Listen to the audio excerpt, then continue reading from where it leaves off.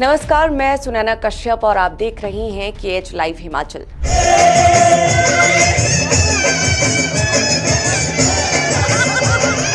मंडी के सांसद ही ढंग से अपनी सांसद निधि तक नहीं बांट पाई। ऐसे व्यक्ति से विकास की क्या ही उम्मीद की जा सकती है। आपको याद हो ना हो, मगर हमें याद है कि लोकसभा चुनाव का प्रचार जारी था और मंडी में ये बोल तब भाजपा प्रत्याशी कंगना रनौत के थे। ये जुबानी हमला था पूर्व मंडी के सांसद प्रतिभा सिंह पर।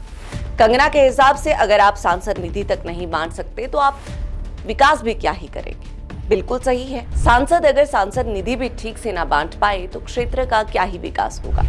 ये सच है कि जब कोई नेता चुनाव प्रचार के दौरान विकास, पारदर्शिता और जवाबदेही की बातें करता है तो जनता को उम्मीदें ज्यादा होती है कि वो बातें सिर्फ नारों तक सीमित नहीं रहेगी बल्कि जमीन पर भी दिखेंगी। कंगना रनौत जब चुनाव जीतकर सांसद बनी तो उनसे अपेक्षाएं बहुत ज्यादा थी। एक मशहूर चेहरा होने के नाते और उन्होंने खुद भी जिन मुद्दों को चुनावी मंचों से उठाया, उन्हीं के आधार पर लोग उनसे विकास की उम्मीद लगाए बैठे थे। अब जब आनी विधानसभा क्षेत्र जैसे इलाकों को सांसद निधि से एक भी पैसा नहीं मिला तो ये न सिर्फ चौंकाने वाला है बल्कि निराशाजनक भी है, खासकर तब जब बाकी क्षेत्रों को बजट मिल चुका हो। केंद्र सरकार की ओर से भी सांसद निधि के माध्यम से विकास कार्यों में अहम भूमिका निभाई जाती है। ऐसे में प्रत्येक सांसद को अपने कार्यकाल में 5 करोड़ रुपए सांसद निधि के रूप में दिए जाते हैं और जिला प्रशासन के माध्यम से उस धनराशि को विकास कार्यों में खर्च किया जाता है। हिमाचल प्रदेश के कुल्लू जिला की बात करें तो ये जिला मंडी संसदीय क्षेत्र के तहत आता है और यहाँ के सांसद है कंगना रनौत। साल 2024-25 के दौरान केंद्र सरकार की ओर से सांसद निधि के माध्यम से विकास के लिए मिलने वाले धन को लेकर जिला कुल्लू की आनी विधानसभा क्षेत्र के हाथ खाली रह गए। सांसद निधि के तहत वित्त वर्ष 2024-25 के लिए कुल्लू जिला को तो 62,73,000 रुपए मिले, मगर विधानसभा क्षेत्र के आधार पर आवंटन की बात की जाए तो जिला के 4 विधानसभा क्षेत्रों में से आनी विधानसभा क्षेत्र ऐसा है जहां साल भर में एक भी योजना के लिए धन नहीं मिला है। आनी विधानसभा के अलावा जिला कुल्लू के बंजार, कुल्लू और मनाली विधानसभा क्षेत्र में से सबसे ज्यादा मनाली विधानसभा क्षेत्र को 35,73,000 रुपए मिले हैं, जिसमें 6 योजनाओं पर काम चला है, जबकि दूसरे नंबर पर कुल्लू विधानसभा क्षेत्र है जहां 24 लाख रुपए का बजट दिया गया है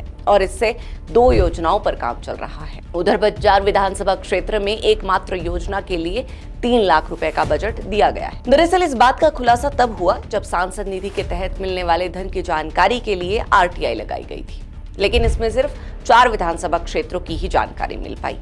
उपायुक्त कार्यालय की ओर से मिली जानकारी में ये खुलासा हुआ है कि इन 4 विधानसभा क्षेत्र में आनी विधानसभा क्षेत्र को कोई भी पैसा नहीं मिला है, जबकि मनाली में सबसे ज्यादा धन दिया गया है। वैसे आपको बता दें कि अगर लोकसभा निर्वाचन क्षेत्र 1 से अधिक जिलों में फैला हुआ है तो सांसद को किसी एक जिले को नोडल जिले के रूप में चुनना होता है। वहीं सांसद निधि के तहत किसी भी योजना के लिए स्वीकृति राशि 1 लाख रुपए से कम नहीं होनी चाहिए। हालांकि अगर जिला के प्रमुख अधिकारी को लगता है कि काम पूरा करने के लिए कम राशि की जरूरत है और अगर ये जनता के लिए फायदेमंद है तो 1 लाख से कम राशि होने पर भी राशि स्वीकृति मिल जाती है। हालांकि अभी कंगना के पास वक्त बहुत है।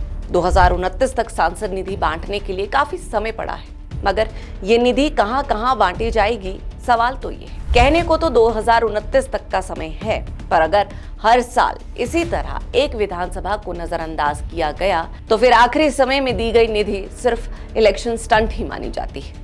अब मनाली मैडम सांसद का अपना घर है, जाहिर है घर का विकास होना जरूरी है और होना भी चाहिए। मनाली एक टूरिज्म स्पॉट है, मगर उसके आसपास के इलाके का भी कुछ भला हो जाए तो बात ही कुछ और हो। आनी जैसे क्षेत्र के लोगों को उम्मीदें बेशुमार है और वहां के विधायक भी कंगना की अपनी पार्टी के ही हैं, तो ऐसे में उम्मीद है कि जल्द ही आनी का विकास भी गति पकड़ेगा, क्योंकि उम्मीदों पर ही तो जनता कायम है।